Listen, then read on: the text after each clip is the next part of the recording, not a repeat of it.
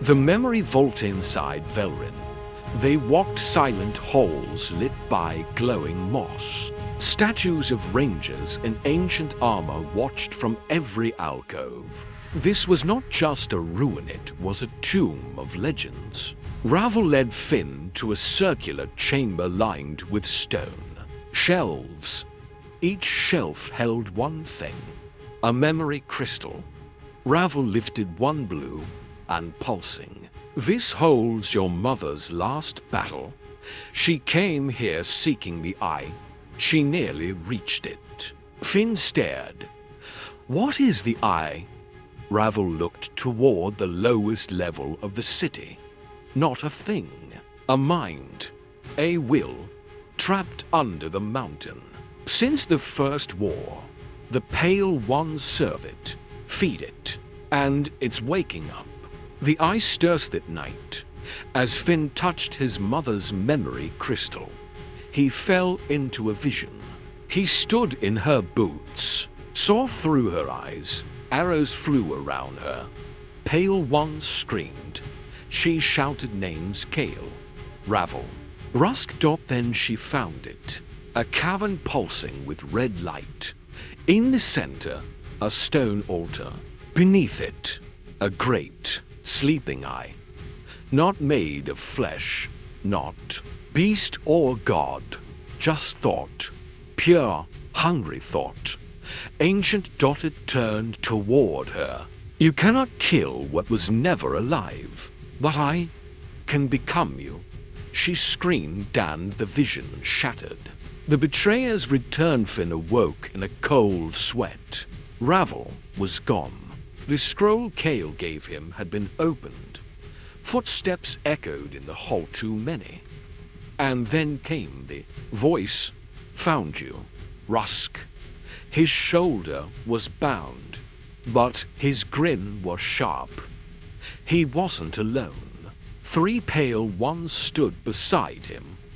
And behind them, something worse. A masked figure. Face carved of bone.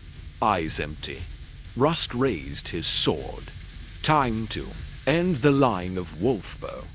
Finn drew his weapon. His fingers tingled. He wasn't afraid. He was ready. The eye awakens. The Pale Ones stepped forward. The mountain rumbled. Red light seeped from the cracks in the stone. Far beneath their feet. The eye opened. The city cracked. Ground beneath Finn's boots trembled. Walls groaned.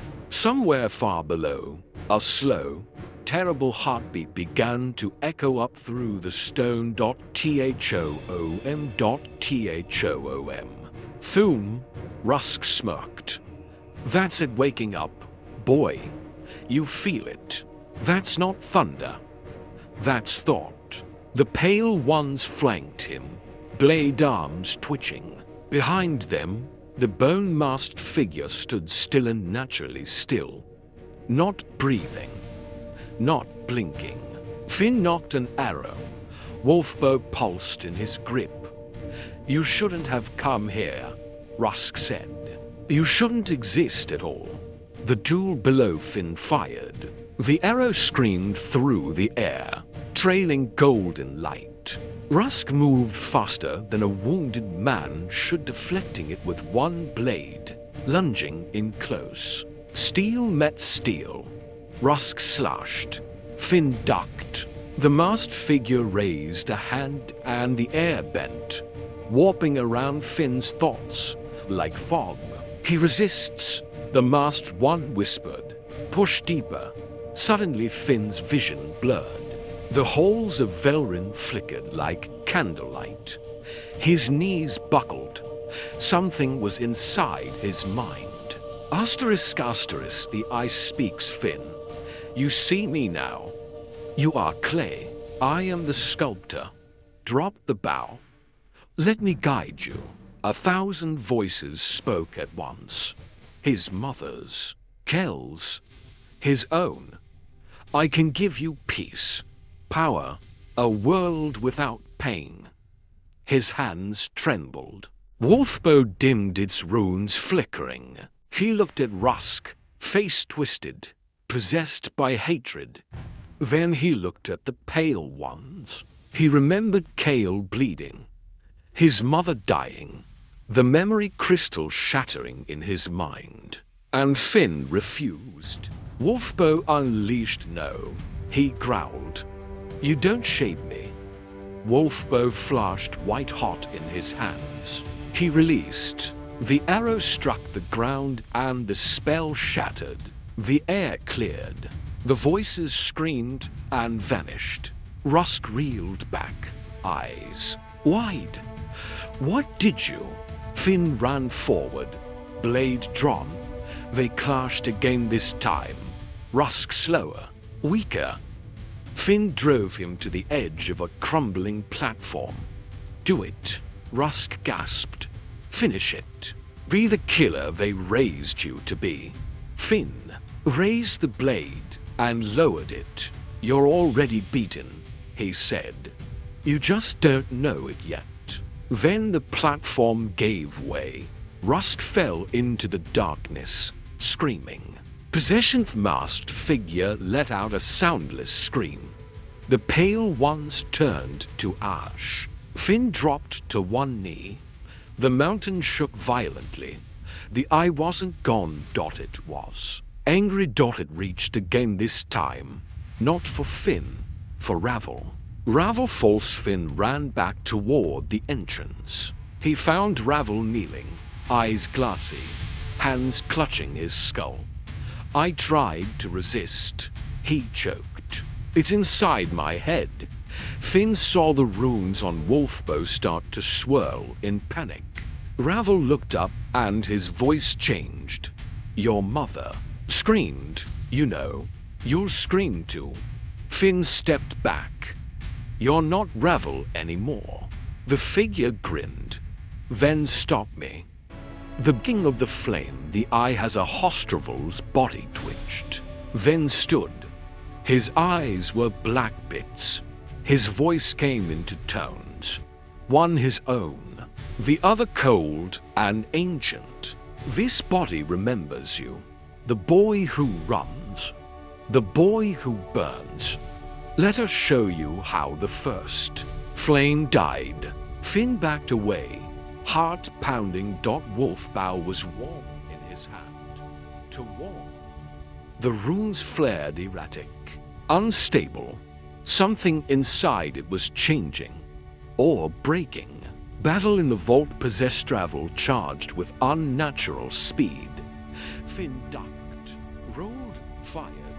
The arrow struck but did nothing. The eye's grip was too deep.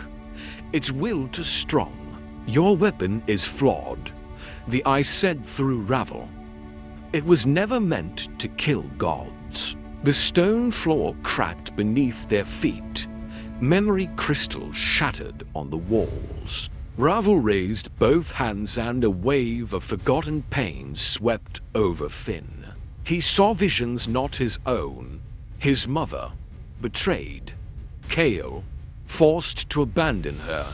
Himself, as a baby, hidden from both the pale ones and the rangers.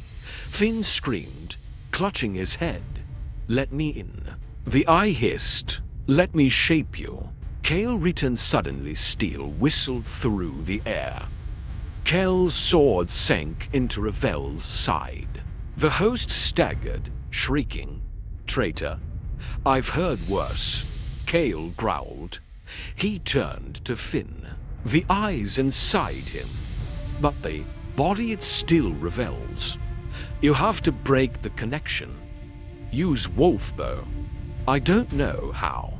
Finn shouted. "It's not working." Kale grabbed him by the shoulders.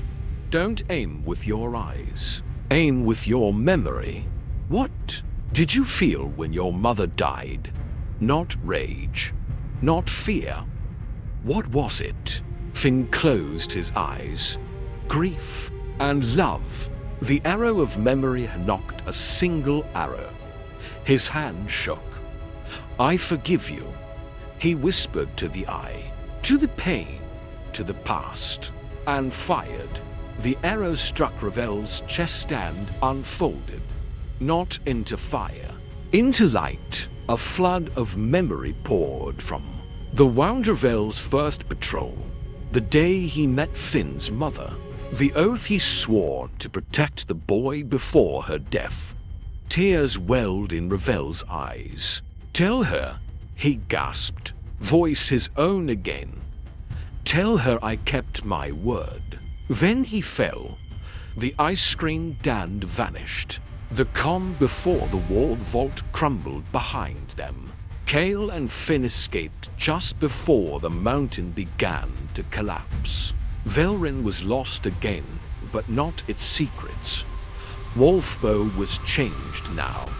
Not a weapon of war, a weapon of remembrance. Asterisk asterisk, the pale crown rises returned to the capital Finn, and Kale traveled for 3 days. Under rain-blackened skies, word spread quickly. The eye had not died. It had escaped, bleeding into the minds of weaker men. And now it whispered in the halls of the capital. "They're calling him the Pale King," Kale said grimly. "But he's just a boy, a vessel." At the gates of Thornhold, the guards were already under the eye's influence, white-eyed, vacant. The city groaned with strange chants. In the throne room, a child sat in the high seat, draped in bone-colored silk, smiling with someone else's mind. "You're too late, Ranger," the Pale King said. "The kingdom has already forgotten itself." A throne of Finn and Kale were forced to flee. The Pale Ones had taken over the noble houses. Their mark now glowed above the gates, a single open eye with thorns for lashes. In the underground, a rebellion stirred. There were whispers of others like Finn Young, gifted, marked by magic long thought lost. The Ashwood line was not extinct, only hidden. And they were ready to fight.